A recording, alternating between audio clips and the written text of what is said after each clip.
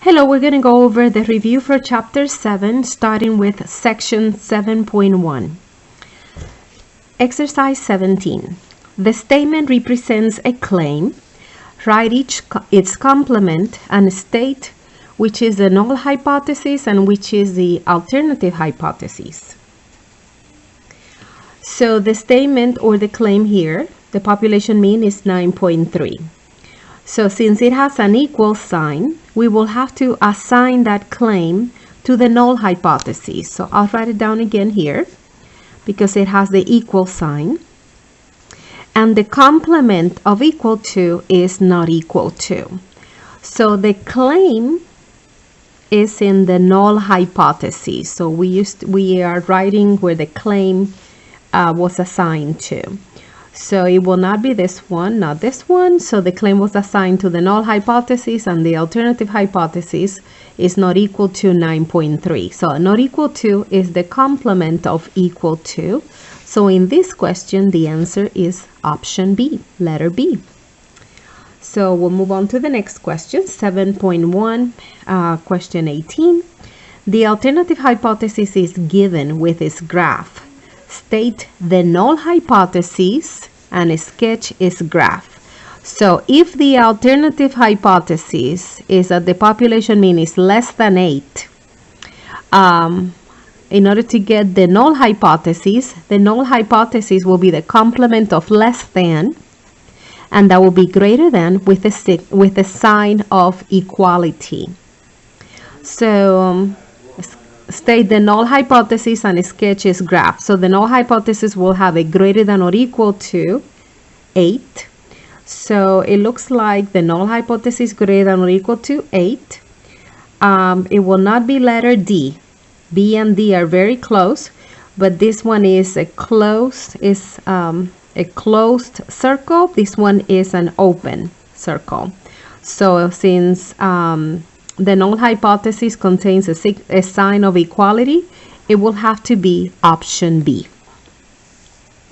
Moving on to question number 19. Given that the null hypothesis is the population mean is less than or equal to 25, and the alternative hypothesis is that the population mean is greater than 25, determine whether the hypothesis test is a left tail, right tail, or a two-tailed test. So in order to know what type of test you're performing is always based on the alternative hypothesis. Since it is a greater than symbol in the alternative hypothesis, that means that this is going to be a right tail test. So if you want to see it that greater than points to the right, that might help you remember. But greater than, it will indicate a right tail test. And that's it.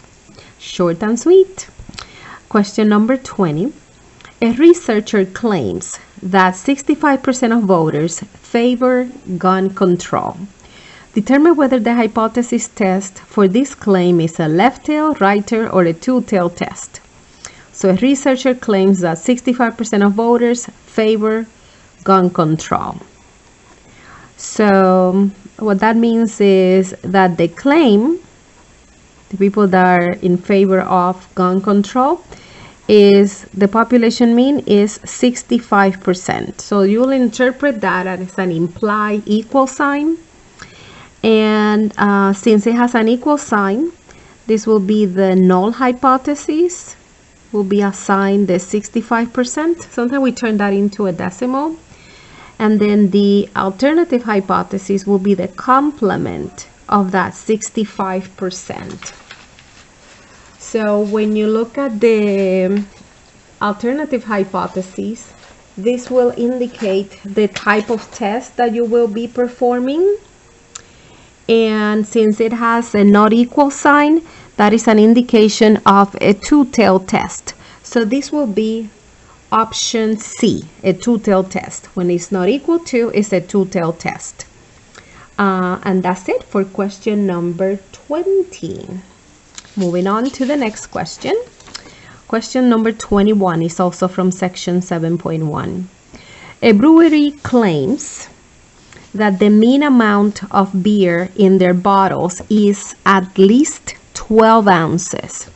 So at least means that it's 12 ounces or more. So that will indicate a greater than or equal to. So when you set up the claim, you will use the inequality with the equal sign, greater than or equal to 12. And we can indicate what it means, the units. Determine whether the hypothesis test for this claim is left tail, right tail, or two tails. But before we answer that, we need to find the alternative hypotheses. So we'll find them both. And to classify, we're going to look at the alternative to determine the type of test. Since the claim contains an equal sign, the null hypothesis is going to be the population mean is greater than or equal to 12. So we'll indicate that the claim was assigned to the null hypothesis. And the alternative hypothesis is the complement of greater than or equal to, that is less than 12.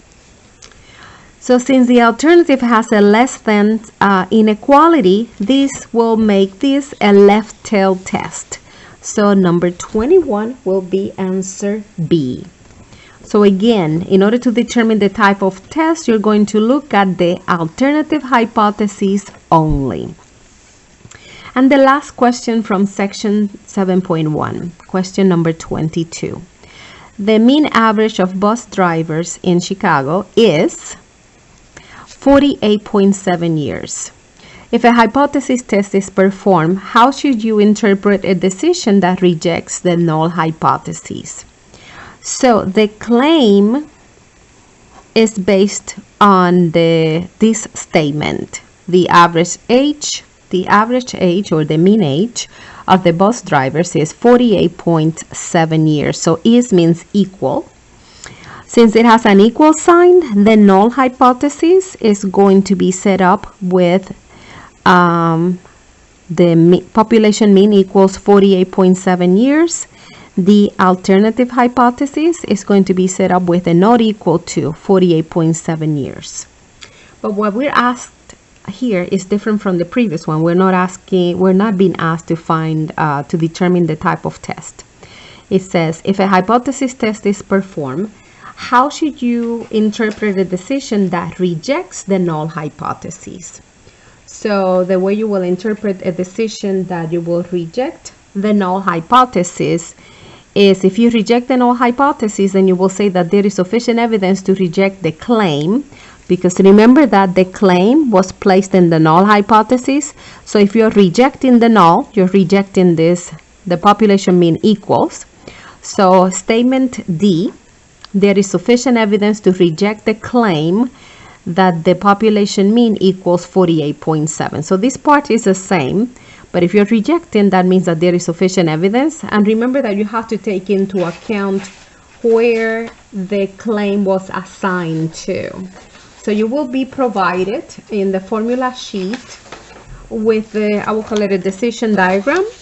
So if the decision is to reject the null hypothesis and the claim was placed in the null hypothesis, well, you will say that there is enough evidence to reject the claim because you assign the claim to the null hypothesis. So you will be provided with this formula sheet, and that will help you answer this type of exercises.